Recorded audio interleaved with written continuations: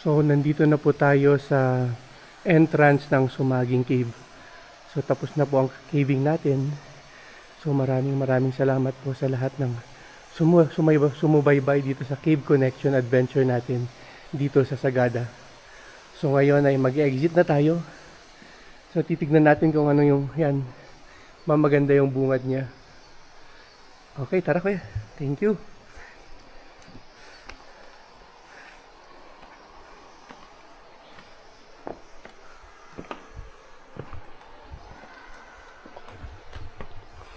Pwede nang patayin, no? Hindi pa. Madilim pa.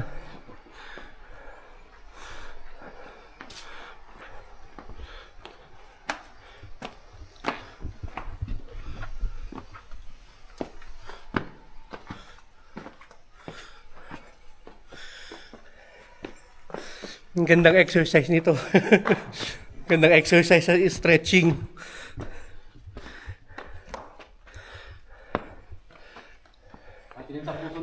You know, yun yung puso. Heart shape. Okay.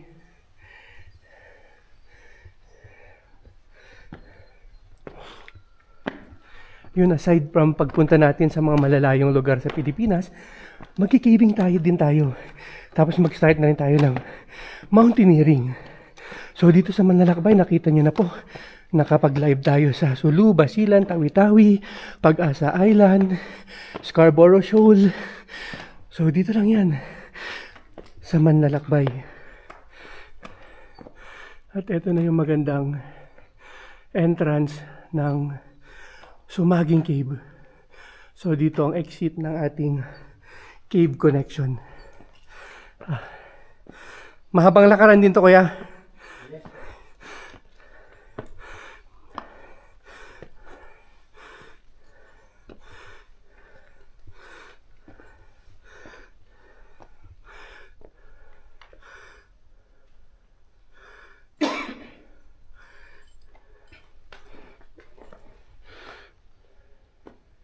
So ito na.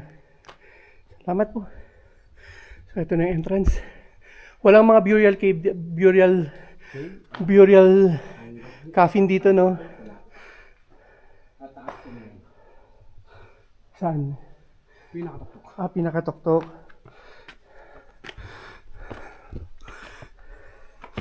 So, tamang-tama.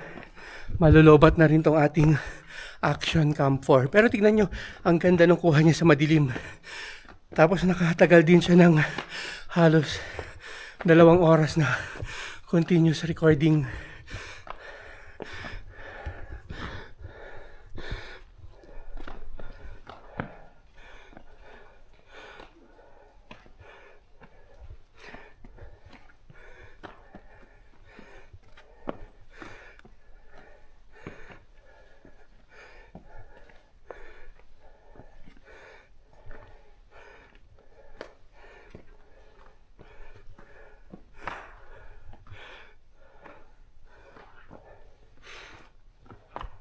So ito ibang entrance din to.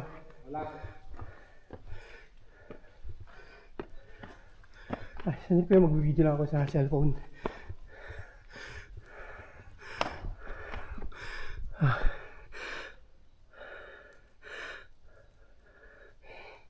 So hanggang dito na lang. Maraming salamat sa lahat ng nanood ng Sagada Cave Connection po natin.